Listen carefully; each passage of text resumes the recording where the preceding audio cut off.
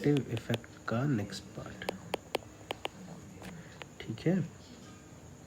Inductive effect में हम लोगों ने कुछ एग्जाम्पल देखने थे, तो चलो पहले कुछ एग्जाम्पल पकड़ लेते हैं।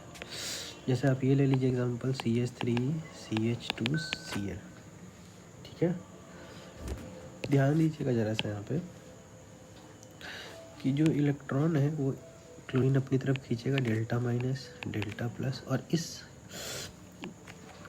दूसरे तरफ बीच वाले कार्बन पे जो पॉजिटिव आएगा वो बगल वाले से खींचेगा और वो डेल्टा डेल्टा प्लस हो जाएगा। इसी तरह कुछ और एग्जांपल पकड़ लेते हैं। जैसे मान लीजिए आपने यहाँ पर एक लगा दिया Cl, देखिए यहाँ पर Cl इधर की तरफ इलेक्ट्रॉन खींचेगा। मैं बस ये एरो बना रहा हूँ जिससे कि आपको इलेक्ट्रॉन के फ्लो का डायरेक्शन पता चले। नेक्स्ट एक और एग्जांपल ले लेते हैं। जैसे मान लीजिए आपने ऐसा कुछ ले लिया और यहाँ पे आपने लगा दिया लेट्स से कि आपने यहाँ पर NH3 लगा दिया, तो नाइट्रोजन अपनी तरफ इलेक्ट्रॉन खींचेगा, ये इधर इधर, और ये दोनों साइड से इलेक्ट्रॉन इस तरफ जाएंगे। इसमें कुछ और एक एग्जांपल पकड़ लेते हैं। जैसे कि आप एग्जांपल पकड़ लो ऐसा कि ऐसा, और यहाँ पे लगा है OH, फिर वही सेम सिचुएशन बनेगा। ऑक्सीजन इधर की तरफ इलेक्ट्रॉन खींचेगा और रिंग से इलेक्ट्रॉन जो होगी जिधर की तरफ मैं एरो दिखा रहा हूँ उधर चले जाएंगे। इसमें एक छोटी सी बात आप चाहो तो एक चीज़ नोट करके ये लिख सकते हो कि after 3 carbon atom inductive effect consider to be negligible, ठीक है। तो ये आप कंसिडर कर, जनरली क्या होता है कि 3 के बाद क्योंकि वीक इफेक्ट है तो नहीं लगता, इसलिए हम लोग इसको क्या मान लेते हैं कि निग्लिजिबल है, एकदम स्मॉल अमाउंट में प्रेजेंट है। तो ये तो हो गया आपका मोरलेस एग्जाम्पल। चलिए कुछ और देख लेते हैं।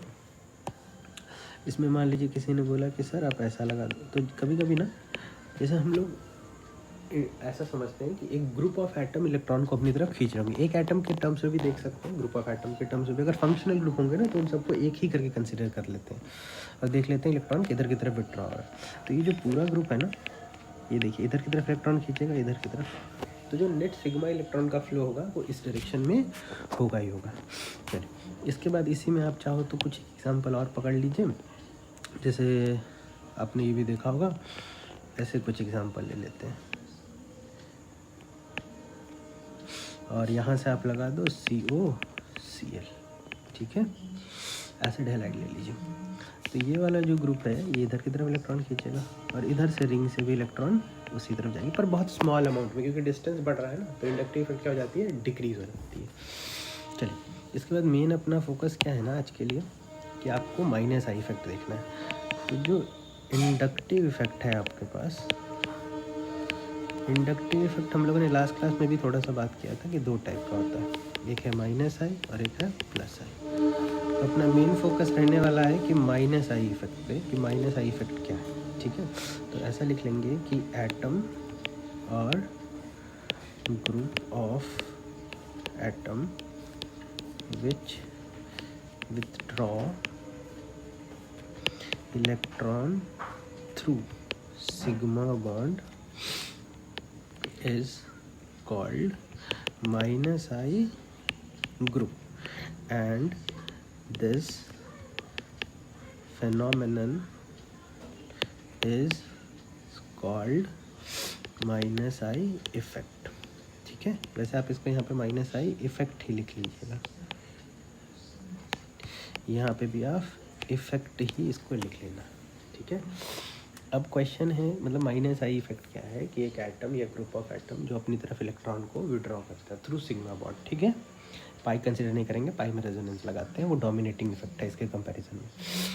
चलिए यहाँ पे आ जाइए। तो सबसे पहले अगर माइनस आई इफेक्ट की बात आ जाए तो आप देखेंगे कि डायरेक्टली प्रोपोर्शनल टू इलेक्ट्रोनेगेटिविटी और directly proportional to effective electronegativity, ठीक है। यहाँ 2 चीज़ें आ जाती है इफेक्टिव इलेक्ट्रोनेगेटिविटी में, एक कनेक्टिविटी होती है और दूसरी, जब आप कनेक्टिविटी चेक कर लोगे तो हाइब्रिडाइजेशन, ठीक है। हाइब्रिडाइजेशन में क्या हो जाता है, sp sp2 sp3। जब आप इधर की तरफ मूव करोगे ना तो परसेंट एस करेक्टर बढ़ता है, इसलिए इधर की तरफ आने में इलेक्ट्रोनेगेटिविटी बढ़ जाती है। ये आप लोगों ने हाइब्रिडाइजेशन चैप्टर में पढ़ा रखा होगा कि परसेंट एस करेक्टर बढ़ने से कैसे इलेक्ट्रोनेगेटिविटी बढ़ जाती है। और कनेक्टिविटी जो है वो एग्जाम्पल के थ्रू समझ लेंगे कि कनेक्टिविटी का क्या रिलेशन है फ्रेंड।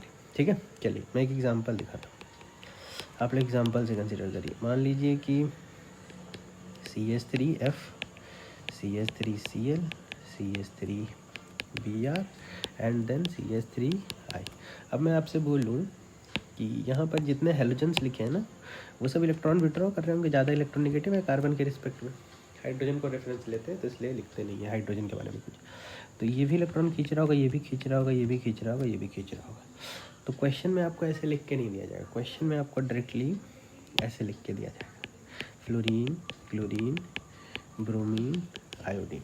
तो देखो सबसे ज़्यादा इलेक्ट्रॉन कौन खींचेगा, यहाँ पर फ्लोरीन खींचेगा। तो जो -I का ऑर्डर होगा वो इधर की तरफ बढ़ जाएगा। रीज़न यहाँ पे क्या देंगे कि इलेक्ट्रोनेगेटिविटी बढ़ रही है तो -I बढ़ रहा है। तो अब बोलोगे कि सर ठीक है, तो पहला वाला आपने देख लिया कि मेन एम जो है, जो मेन जो गेम है वो इलेक्ट्रोनेगेटिविटी का ही है। असल में जो कनेक्टिविटी और हाइब्रिडाइजेशन वाला फंडा आने वाला है वो भी इलेक्ट्रोनेगेटिविटी को ही इंक्रीज या डिक्रीज करने पे बेस्ड है। ठीक है, उसको भी देख लेंगे। पहले एग्जांपल और देख लीजिए आप यहाँ पे। जैसे एक दूसरा एग्जांपल हम लोग पकड़ लेते हैं यहाँ से, माफ़ कीजिएगा। जैसे आप ये देख लो, यहाँ पे आप ये ले लीजिए। मान लो कि यहाँ OH है, फ्लोरीन है और NH3, NH2 है। अब इन तीनों में ज़्यादा कौन खींचेगा? ऑब्वियस बात है, मैं इसको ABCD कर देता हूँ। ठीक है, देखिए फ्लोरीन सबसे ज़्यादा इलेक्ट्रोनेगेटिव है। अक्रॉस द पीरियड जब भी चलते हैं तो इलेक्ट्रोनेगेटिविटी डोमिनेटिंग फैक्टर होता है। जब टॉप टू बॉटम आते हैं ना पीरियडिक टेबल में तो इलेक्ट्रोनेगेटिविटी नहीं, तब साइज डोमिनेटिंग फैक्टर हो जाता है। यहाँ पे NCERT जब पढ़ोगे 11th का पीरियोडिक प्रॉपर्टीज़ तो वहाँ पे आप ये चीज़ ऑब्जर्व करोगे। चलिए, तो यहाँ देखिए सबसे ज़्यादा इलेक्ट्रोनेगेटिव B हो जाएगा, B के बाद A का नंबर, A के बाद C का नंबर, यही हो जाएगा -I का ऑर्डर। यहाँ पे भी क्या फंडा लग गया, इलेक्ट्रोनेगेटिविटी वाला फंडा लग गया। ठीक है, तीसरा। चलिए, इसके बाद आप कुछ क्वेश्चन और देख लीजिए इसी के रिस्पेक्ट में। जैसे मान लीजिए कि आपने ये ले लिया कि OH और SH। अब इन दोनों में ज़्यादा है कौन खींच पाएगा इलेक्ट्रॉन? तो यहाँ पर तो सामने से आपको दिख ही रहा है, ज़्यादा इलेक्ट्रोनेगेटिव होगा तो ज़्यादा खींच पाएगा, है ना। तो सिंपल यहाँ पर तो ये ऑर्डर चल जाएगा। फोर्थ, मान लीजिए आपने ऐसे ले लिया NH2 और PH2, ऑब्वियसली ये ज़्यादा खींच लेगा। ठीक है, अब देखिए यहाँ पे बात कहाँ गड़बड़ होगी ना, एक छोटा सा नोट करके मैं लिख रहा हूँ कि जो नाइट्रोजन का sp3 है, अगर नाइट्रोजन का sp3 हुआ which is less electronegative than carbon which is sp hybridised, यहाँ पे लोगों को काफ़ी प्रॉब्लम होती है। ये समझ लो कि आप तो थोड़ा जो एक्सपेरिमेंटल ऑर्डर होता है वहाँ पे इशू नहीं आएगा। ठीक है, हम लोग जो इलेक्ट्रोनेगेटिविटी पढ़ते हैं ना वो पाउलिंग स्केल पे होती है, वो रिलेटिव टर्म है। लेकिन जब अलग अलग एटम से अलग अलग हाइब्रिडाइजेशन क्रिएट होगा तो इलेक्ट्रोनेगेटिविटी भी अलग अलग क्रिएट होती है। जैसा कि आप हाइब्रिडाइजेशन के थ्रू पढ़ोगे, जानोगे। अगर आपने पढ़ रखा होगा तो आराम से क्लियर होगा, नहीं तो मैं बताता जा रहा हूँ। बस इतना लगाइए, आपका यहाँ पे कोई इशू नहीं आएगा। देखिए, तो आप यहाँ पे क्या करने वाले हो फिर, जैसे इसी में अगर मैं एग्जांपल ले लूँ, अब बोलोगे सर इसका एग्जांपल ले लो, फिर ले लेते हैं NH3 और यहाँ पर हो जाएगा CH। अब इन दोनों में ज़्यादा कौन हो? तो आप पहले क्या देखिए कि नाइट्रोजन कौन सा है आपका, sp3 वाला। आप इसको ऐसा करिए ना, यहाँ पर थोड़ा करेक्शन है, इसको 2 कर दीजिए, बस इसको आप 2 कर दीजिए। ठीक है, हाँ। और ये वाला कार्बन sp वाला है, तो उसके पीछे जाने की तो ज़रूरत ही नहीं है ना। जब आगे से अगर इलेक्ट्रोनेगेटिविटी नहीं लगा डायरेक्टली तो आपका कनेक्टिविटी वाला फंडा या फिर हाइब्रिडाइजेशन वाला लग जाएगा। और ये तो नोट रख करके ही आपको याद रखना है ताकि आप फटाफट क्वेश्चन लगा पाओ। इसके अलावा बाकी हर केस में आप नॉर्मल बिहेव करोगे, इसके अलावा हर केस में, इसके अलावा बाकी और rest of the all cases in, आप इसको यहाँ ऐसे नोट भी कर लो, in rest all the cases electronegativity of nitrogen is greater than electronegativity of carbon. ठीक है, ये केस छोड़ के बाकी कोई भी केस पकड़ लीजिए, वहाँ आपका सेम चलेगा। ठीक है, तो यहाँ इलेक्ट्रोनेगेटिविटी इसकी ज़्यादा हो जाएगी। चलिए, इसके बाद आगे बढ़े 6 नंबर में। जैसे आप मान लो कि आपके पास है NH2 और है CH डबल बॉन्ड CH2, यहाँ पे C ट्रिपल बॉन्ड CH। अब किसी ने पूछा अब क्या होगा, नाइट्रोजन देखिए sp3 है, ये देखिए sp2 है और ये वाला sp है, तो मैंने बोला कि sp वाला कार्बन मोर इलेक्ट्रोनेगेटिव होगा sp3 वाले से, तो आप इसको ABCD कर लो। बाकी इन दोनों में तो AB में तो यार A मोर इलेक्ट्रोनेगेटिव, तो C A और B ये हो जाएगा ऑर्डर, ठीक है। इसके बाद ये क्वेश्चन नंबर 7 पे, जैसा मान लो आपने लिखा है CH double bond NH2 CH double bond CH2। अब बताइए कौन ज़्यादा इलेक्ट्रोनेगेटिव हो, कौन ज़्यादा माइनस आई करेगा। तो ये देखो ये वाला है sp2, ये वाला sp2, यहाँ दोनों कॉमन हो गए, पीछे चलिए ये वाला है, आप यहाँ पर थोड़ा करेक्शन कर लीजिएगा, है NH रहने दीजिए, चलिए। और ये वाला है sp2, तो ये और ये तो कॉमन हो गया ना, इन दोनों में देखो sp और sp2, तो अब ये समझ ज़्यादा खींचेगा ना। चलिए उसके बाद आ जाइए क्वेश्चन नंबर 8 पे। यहाँ पे देखो आप कि मान लीजिए इसमें CO OH और यहाँ पर CO Cl, फिर देखो यहाँ पे आप अकल लगाओ, तो आप ध्यान से देखोगे तो ये वाला पार्ट तो कॉमन है दोनों में, है कि नहीं। यहाँ OH इसके साथ मिलके खींच रहा है, यहाँ Cl इसके साथ मिलके खींच रहा है। क्वेश्चन में मेंशन है कि माइनस आई का ऑर्डर ही बता, तो ऑब्वियस सा बात है ना फिर तो कि OH ऑक्सीजन ज़्यादा इलेक्ट्रोनेगेटिव है क्लोरीन से, तो ऑब्वियस बात है ज़्यादा खींचेगा, तो ऑर्डर ये हो जाएगा। चलिए फिर आते हैं क्वेश्चन नंबर 9 पे। चलिए इसके बाद कुछ क्वेश्चन ये देख लेते हैं, जैसे कि मान लीजिए आपके पास है NO2, फिर है आपके पास C ट्रिपल बॉन्ड N, ठीक है। चलिए यहाँ पर इसको, या फिर इसके बाद एक और ऑब्जर्व कर लेते हैं C ट्रिपल बॉन्ड H। चलो यहाँ देखो ये जो NO2 बाद में आप पढ़ते पढ़ते याद हो जाएगा कि न्यूट्रल में सबसे ज़्यादा इंडक्टिव इफेक्ट NO2 का ही होता है। वैसे भी ये देखो ये sp हाइब्रिडाइज्ड sp2 हाइब्रिडाइज्ड है ना, एक सिग्मा एक सिग्मा एक सिग्मा, ठीक है। ये वाला कार्बन है sp हाइब्रिडाइज्ड है, ये वाला कार्बन sp, ये वाला नाइट्रोजन sp है क्योंकि पीछे एक लोन पेयर होगा, और ये वाला sp। देखो इन तीनों में सबसे ज़्यादा इलेक्ट्रोनेगेटिव है, ये ऑर्डर हो जाएगा। क्यों, पहले नाइट्रोजन sp2 हो गया तो इन दोनों से तो ज़्यादा ही हो जाएगा, ख़त्म। लेकिन जब बाद के आप दोनों इन दोनों में कंपैरिजन लगाओगे ना, इन दोनों में कंपैरिजन लगाने जाओगे, एक सेकेंड, इनमें कंपैरिजन करोगे तो आगे वाला कार्बन तो दोनों में सेम, लेकिन जैसे ही आप पीछे जाओगे ये कार्बन sp है, लेकिन यहाँ नाइट्रोजन भी sp है। आपको पता है ना कि कार्बन का sp नाइट्रोजन का sp3 से ज़्यादा इलेक्ट्रोनेगेटिव होता है, sp से नहीं। तो ये ऑर्डर बन जाएगा आपका, ठीक है। इसके बाद क्वेश्चन नंबर 10 पे आ जाइए। उसके बाद आप छोटा मोटा क्वेश्चन बचता है, इसके बाद सिंपल वाले, ये सब क्वेश्चन खूब पूछे जाते हैं पेपर। इन दोनों ज़्यादा इलेक्ट्रोनेगेटिव कौन होगा, कौन माइनस आई ज़्यादा लगाएगा, तो आप सीधा बोल देना कि ये sp2 है, ये सर sp है, तो ऑब्वियसली ये ज़्यादा खींचेगा। इसमें एक क्वेश्चन बड़ा फेमस है, ठीक है, आप आइए पहले वो देख लीजिए।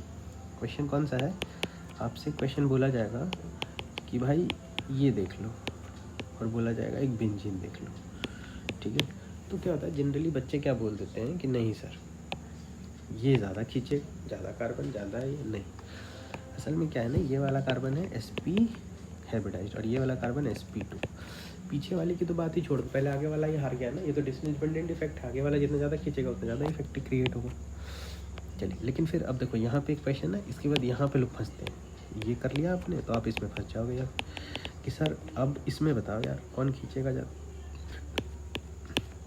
तो यहाँ क्या बोलोगे आप कि सर ये वाला तो sp2 है ये वाला भी sp2 है, ठीक है। तो बोलोगे सर ये भी तो sp2 है, लेकिन देखो इसके पीछे दो sp2 है ना, सोचो ना, इस वाले के जस्ट पीछे एक sp2 है, इस वाले के पीछे दो sp2, ज़्यादा कौन खींचेगा, ये वाला ना। तो ऐसे छोटे छोटे क्वेश्चंस होते हैं, आप जैसे सबको कंपेयर करते जाओगे ना एकदम क्लैरिटी आती चली जाएगी। फिर देखिए, फिर चलिए जैसे कि मान लीजिए हम लोग कुछ क्वेश्चन और देख लेते हैं यहाँ पर। मान लीजिए कि आपने ये वाला क्वेश्चन दिया है, CH double bond CH2 CH double bond NH2 CH, या फिर आप एक क्वेश्चन छूट रहा है, यहाँ पे मैंने थोड़ा क्वेश्चन ही गलत लिख दिया, आप ये क्वेश्चन देख लीजिए, सॉरी। हाँ ये क्वेश्चन देखिए आप कि CH double bond O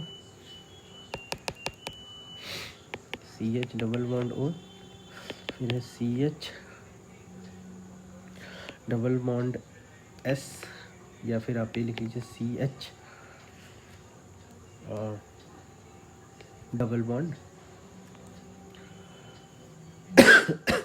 CH double bond NH ले लीजिए, ठीक है। देखिए यहाँ पर देखो ये वाला जो पार्ट है ना, ये वाला तो सब में ही कॉमन है ना, देखिए यहाँ ऑक्सीजन खींच रहा है, साथ में मिलकर यहाँ सल्फर और यहाँ नाइट्रोजन। ज़्यादा कौन खींचे? इसको ABCD कर लो, A B C। सबसे ज़्यादा तो A खींचेगा ऑक्सीजन, फिर उसके बाद C आ जाएगा नाइट्रोजन, और फिर आपका आ जाएगा B का नंबर। ठीक है, चलिए एक छोटा सा पॉइंट और है यहाँ पे। वो पॉइंट क्या है ना कि आप इसको हाईलाइट कर लो या इम्पोर्टेंट बोल के लिख लो। वो पॉइंट ये है कि any atom with complete positive charge will show strong -I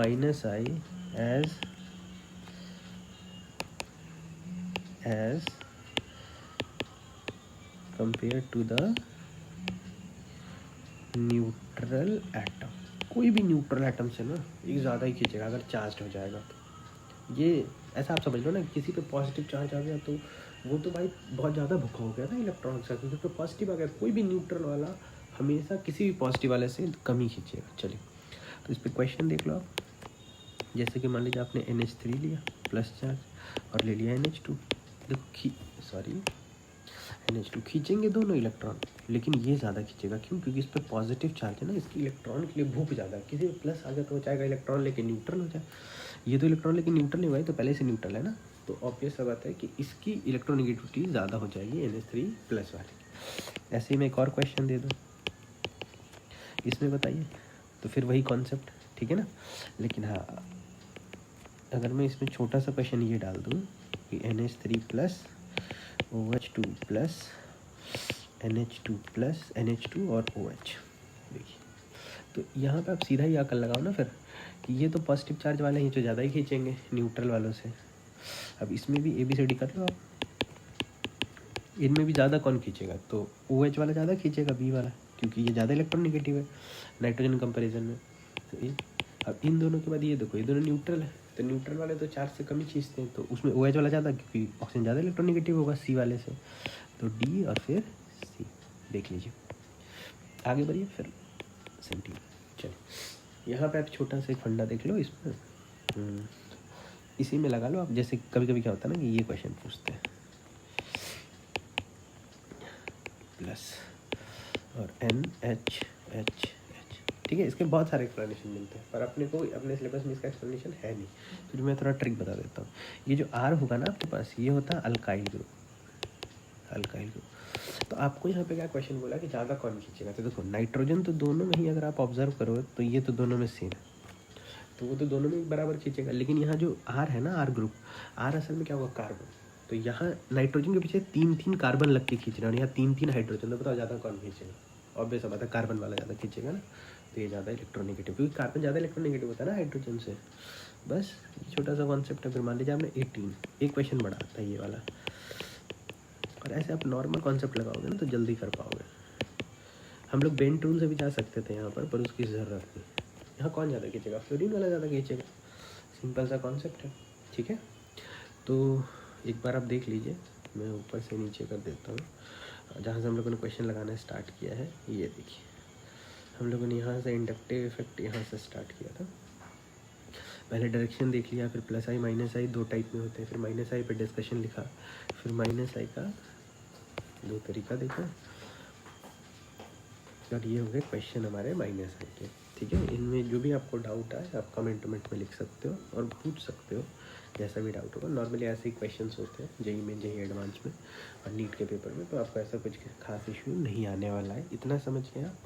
तो आपको इंडक्टिव में इशू नहीं आएगा। हाँ, इंडक्टिव का जो एप्लीकेशन वाला पार्ट है ना, जो सब इंडक्टिव, रेजोनेंस, हाइपर कॉन्जुगेशन मिला के करते हैं सॉल्व, तो वहाँ पर हम लोगों को देखना पड़ेगा फिर एक साथ कैसे अप्लाई करते हैं सब सारे इफेक्ट। तो अभी फर्दर -I तो यहाँ तक ख़त्म हो गया, और आप लोगों का थैंक यू वीडियो यहाँ तक देखने के लिए।